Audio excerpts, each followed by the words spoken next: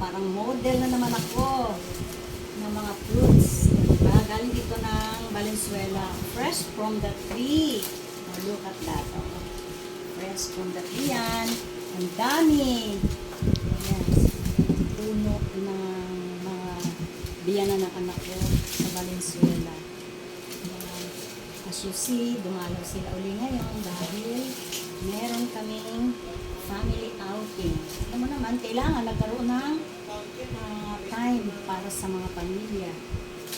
Kahit minsan lang sa isang taon o dalawa, kahit saan, kahit dito lang sa bahay, pwede na konting salo-salo para masaya.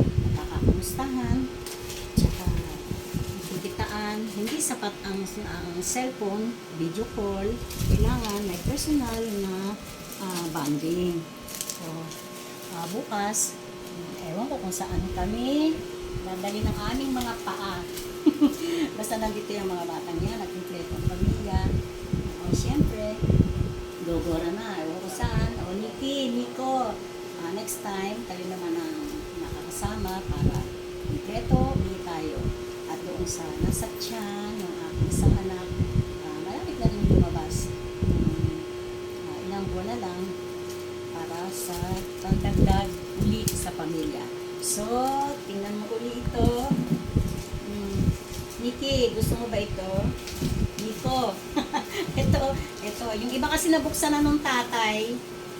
Kaya, ito na lang mga natirang mga hinog.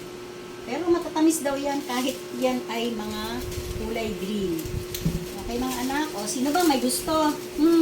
Sabihin niyo na kung sino. Ito, tsaka mga ano to, mga hinog. Yan, tingnan mo naman mga green niyang balat niya na. O, green na green. Tapos biglang pag binuksan mo ay yellow na yellow. Katamis talaga.